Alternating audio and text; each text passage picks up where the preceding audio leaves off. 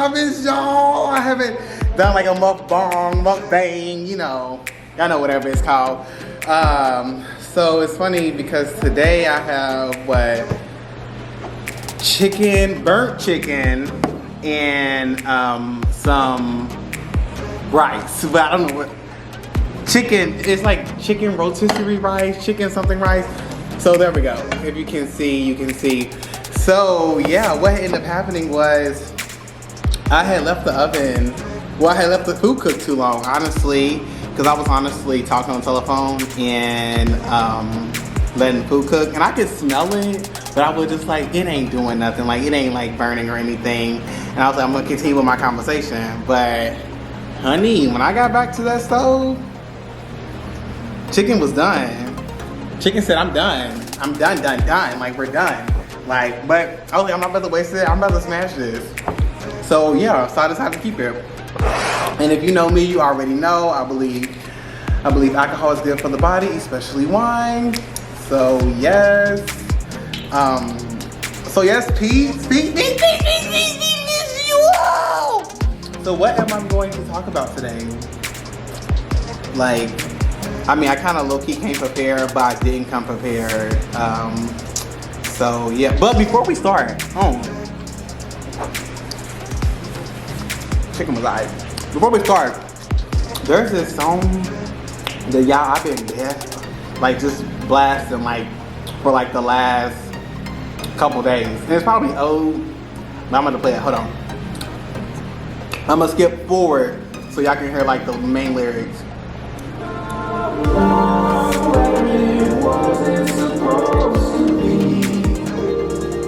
Right in front of me, come to sesame, and I found love where it wasn't supposed to be, right in front of me. Okay, you basically get the point. It's called I Found. It's actually really, really good. I love it. No, I did not find love. I just thought it was a good song and good lyrics. So yeah.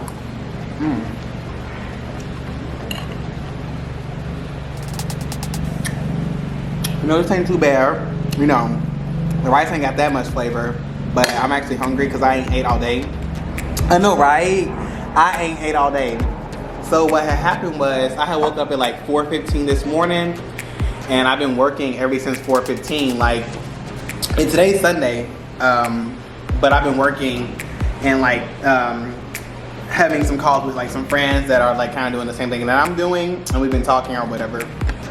But I literally just finished doing that probably like 40 minutes ago, and it's like 1 o'clock right now. So yeah. So right.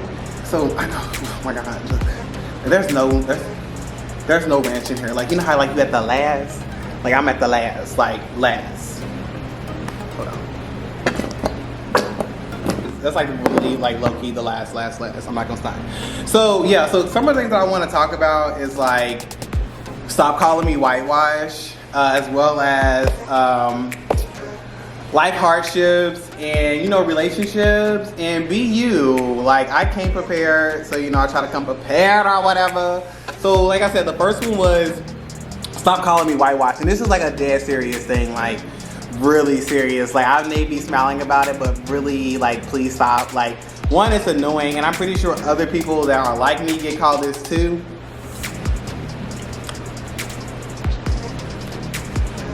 Or, honey, that ranch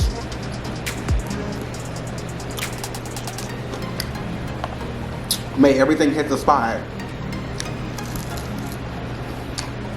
And that look crispy too.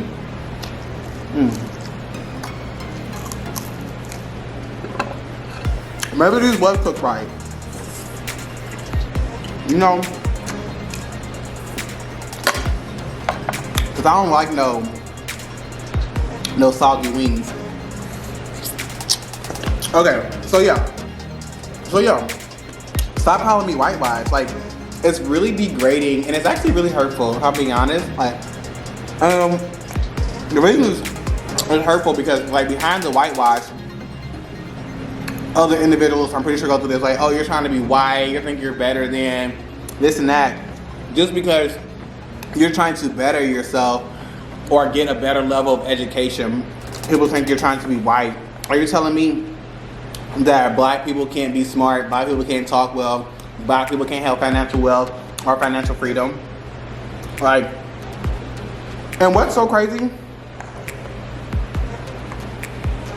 is, if I'm being honest, where the whitewash thing typically comes from,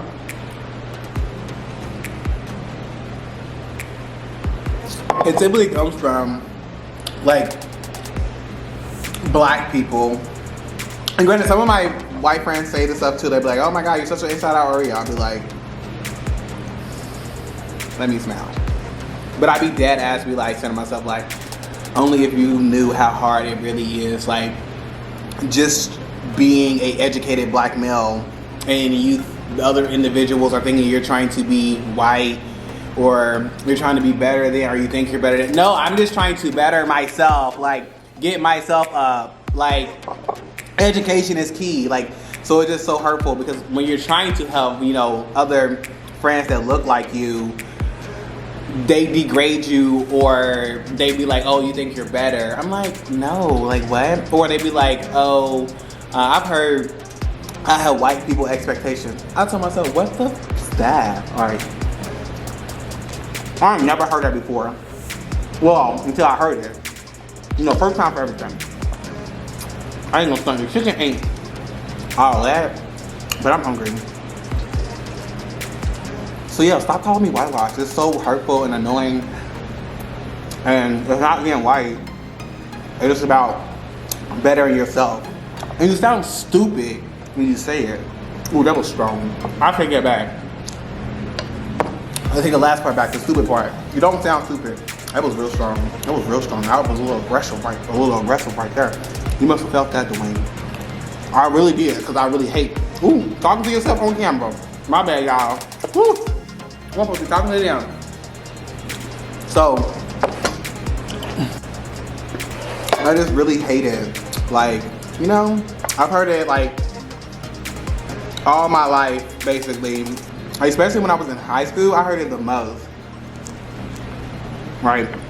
It was terrible. I'd be like, damn, like, what do white people sound like? I know people be like, you know, they overpronounce their words, but I don't feel like I do that. Do I? But there's nothing wrong with doing that either, though. So I really don't be.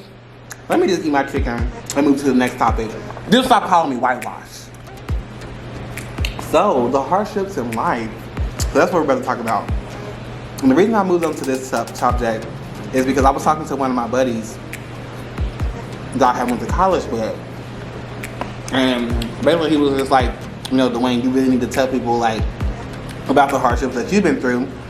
You know, because it'd be really good, because people really feel like they can't really do much. You know, once they hit a milestone, not a milestone, but they hit like a roadblock in their life or something like that. So, true story. Before I graduated college, I had an extremely hard time. I was kicked out. I was kicked out of college 3 times, but I never gave up. I never gave up. So the thing was, is like, I had to really be honest with myself and ask myself, like, are you playing? Are you doing what you're supposed to do? Are you looking for your resources? Or are you using your resources? You know, and as I was answering these questions, honestly, I really wasn't. Like, I wouldn't say I was playing, but then again, I was, because I wasn't taking advantage of the resources that I had at the time and the things that I could do at the time. So, like, towards like my 5th year of college, I started to buckle down and start using the resources. And it was honest because, like, I was really honestly embarrassed to use the resources. And the reason I was embarrassed to use the resources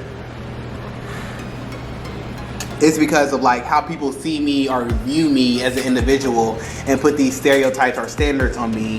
And I just said to myself, where did you come up with that at? Like, where did you, I didn't even get that out of me. Like, how did you get that? So So yeah, I was just embarrassed to use the resources. So what I would say is, don't be embarrassed, and like, you're always gonna have hardships in life no matter what you do.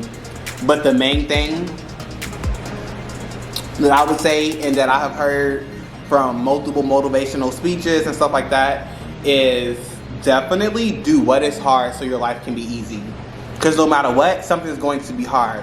So do what is hard so your life can be easy. Because if you do what is easy, your life is going to be hard. So if you pay attention to that, no matter what, it's going to be hard. But there's an order of operations. You can make it hard, or you can make it easy. That's the thing. By doing what you're supposed to do, we'll make it easy. By doing what you're not supposed to be doing, we'll make it hard. Prime example. I know in one of my videos I talked about like people who's like trying to diet, you know, exercise or like lose weight for the pizza thing. Y'all remember the pizza scenario when I did like another mukbang? Y'all don't remember? Okay, I know y'all remember. Okay, cool. So with that mukbang, the thing about it, sorry, not with that mukbang, but with that example, the thing about it was,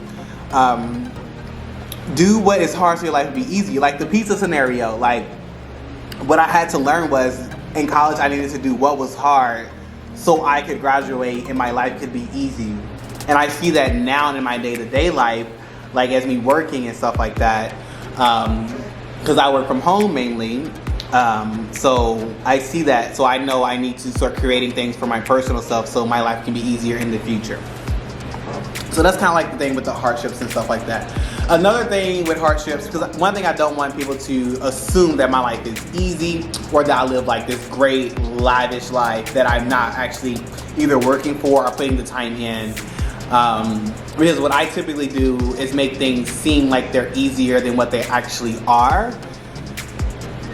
I probably shouldn't do that, but that's just one of my skill sets at this point. Like, that's just one of my skills. And I know y'all keep seeing my hand go to the camera because my phone will not download the video if it's too long. Cause yeah, y'all get the point. Cause one of my videos I talked to y'all how I was having trouble, and I still ain't got that trouble fixed. But yeah, so like I was saying, I make things look easy. Personally, people say, and yeah, something that I do try to do. One, because like I don't want people to see me struggle. I guess that's one of my insecurities. And the reason it's one of my insecurities because I used to get made fun of actually a lot about my reading. Oh my God, I used to get made so, it used to be so bad, y'all. Like, I used to, you know, come on in here, Jesus. Great example. So do y'all know the kid that will get made fun of when he start reading in class and everybody be like dogging him out and he would have to try to read a paragraph or two before it's time for him to read? That was me. Like, I was the kid that people will make fun of for bad reading, or the teacher that would call. I've had teachers call on me when I didn't tell them that my reading